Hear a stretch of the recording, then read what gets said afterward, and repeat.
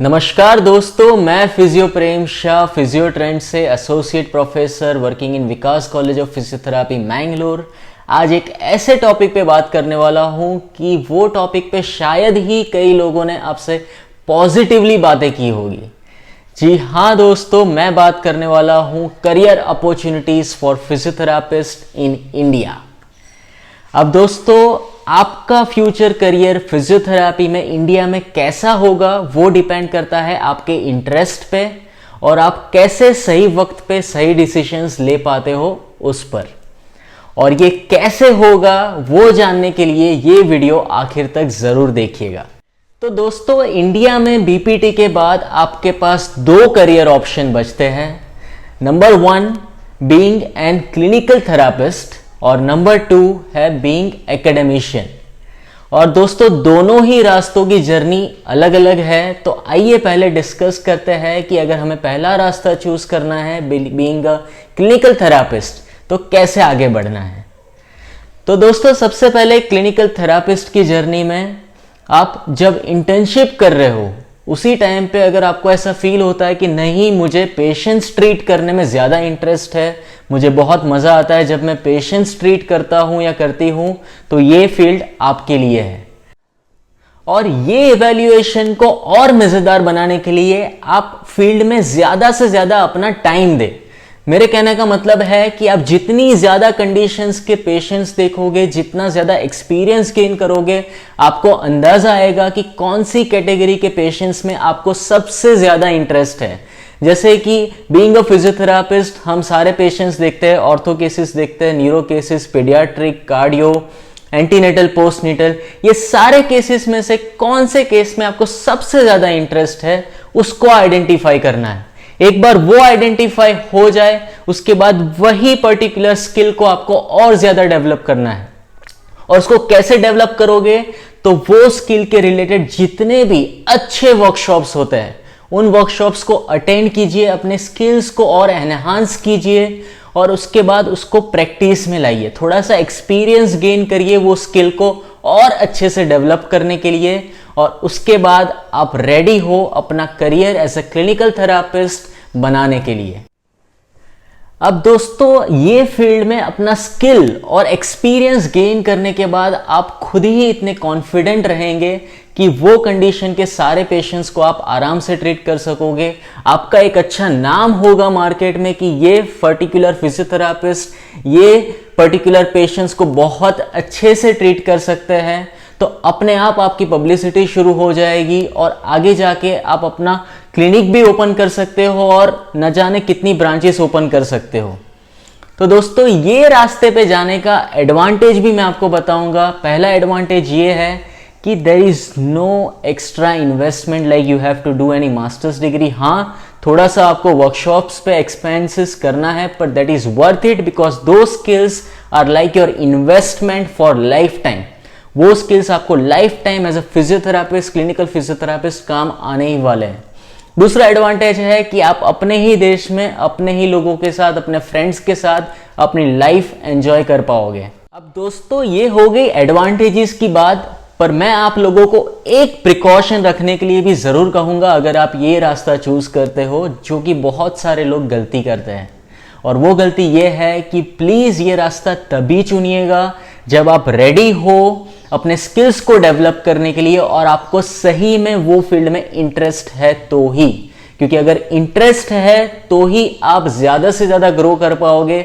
बिना इंटरेस्ट के जबरदस्ती करने वाला चीज में कोई किसी का फायदा नहीं है। तो इंटरेस्ट रखना जरूरी है, स्किल डेवलप करना जरूरी है और उसके साथ थोड़ा उसको समय देना भी जरूरी है। दोस्तों, यहां पे ये चीज आपको समझनी है कि समय आपको हर जगह पे देना है। अगर आप फॉरेन कंट्री में जाते हो तो फॉरेन कंट्री में भी कम से कम 5 साल का समय आपको देना है, तभी आप वहां पे सेटल हो पाओगे। वही समय अगर आप यहाँ पे प्रॉपर स्किल सेट पे वर्क करके अपने इंटरेस्ट में वर्क करके देते हो तो डेफिनेटली आप उतना ही एंजॉय करोगे और उतना ही एक्सेल करोगे अपने करियर में। अब दोस्तों, बात करते हैं दूसरे रास्ते की, जो कि है बीइंग एन एकेडमिशियन। तो दोस्तों एकेडमिशियन बनने के लिए आपको सबसे पहले डिसाइड करना है कि आपको मास्टर्स डिग्री कौन से कोर्स में करनी है। अब इंडिया में हमारे पास बहुत सारे ब्रांचेस अवेलेबल हैं मास्टर्स करने के लिए, और मैं एक और चीज़ कहना चाहता हूं कि सारे ब्रांचेस की वैल्यू और डिमांड इक्वल है। आपको सारे ब्रांचेस में अच्छा करियर बना सकते हो, बट डिपेंड करता है कि आपको किस में इंटरेस्ट ज़्यादा है।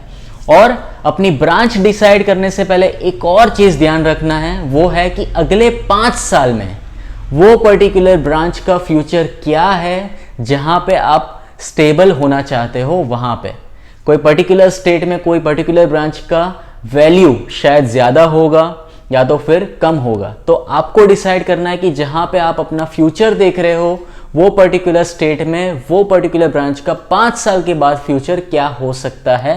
उसके बाद आपको अपना ब्रांच डिसाइड करके एमपीटी में एडमिशन लेना है। दोस्तों इंडिया में बहुत सारी अच्छी यूनिवर्सिटीज़ है जहां पे आप एमपीटी की डिग्री के लिए क्वालिटी एजुकेशन पा सकते हो, जैसे कि Rajiv Gandhi university of health science more than 25 years से है। दूसरी है मणिपाल यूनिवर्सिटी, तीसरी है Nitte university, Guru Nanak university in Punjab, we have MGM university in Tamil Nadu, Sancheti university in Pune. So many universities, big universities जो आपको बहुत ही अच्छा एजुकेशन, क्वालिटी एजुकेशन प्रोवाइड करती है और जो आपको आगे का करियर बनाने में बहुत ही अच्छे से हेल्प कर सकते हैं। अब दोस्तों बात आती है, जैसे ही आपका एमपीटी क्लियर होता है आप कोई भी इंस्टीट्यूशन में as a assistant professor work करना शुरू कर सकते हो और अपना करियर आगे बढ़ा सकते हो। अब दोस्तों ये रास्ते में क्या एडवांटेजेस हैं? तो एडवांटेज नंबर 1 कि आप हमेशा कॉलेज में रहोगे, आपका नॉलेज हमेशा अपडेटेड रहेगा। दूसरा एडवांटेज ये है कि आप स्टूडेंट्स से इंटरेक्ट ज़्यादा करोगे तो आपका जो भी नॉलेज है अपडेटेड होने के साथ रीसेंट ट्रेंड क्या चल रहा है वो भी आपको सबसे पहले पता चलेगा। और तीसरा एडवांटेज ये है कि आगे जाके आप पीएचडी करने के बाद जो भी इंस्टीट्यूट में काम कर रहे हैं वहाँ के एचओडी या तो फिर प्रिंसिपल भी बन सकते हो।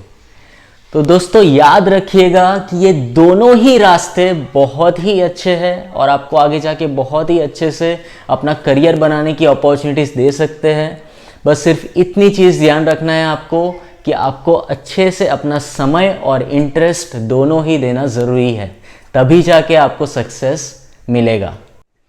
दोस्तों और एक चीज़ ज़रूर याद रखिएगा कि इंडिया में फिजियोथेरापी फील्ड का सैचुरेशन तब तक नहीं आने वाला है जब तक आप ये ना देखें कि हर एक सोसाइटी में 2 फिजियोथेरापिस्ट है कम से कम।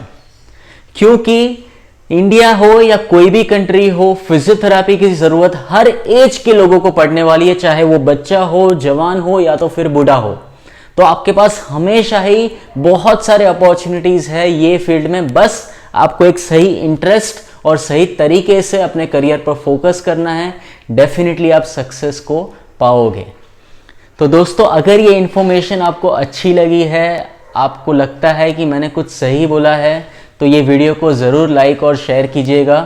और फिर भी अगर आपको कोई डाउट्स है तो मुझे कमेंट सेक्शन में बताइएगा, हम ज़रूर डिस्कशन करेंगे कि कैसे वो डाउट को सॉल्व किया जाए। So thank you so much once again for watching this video and subscribing to my channel.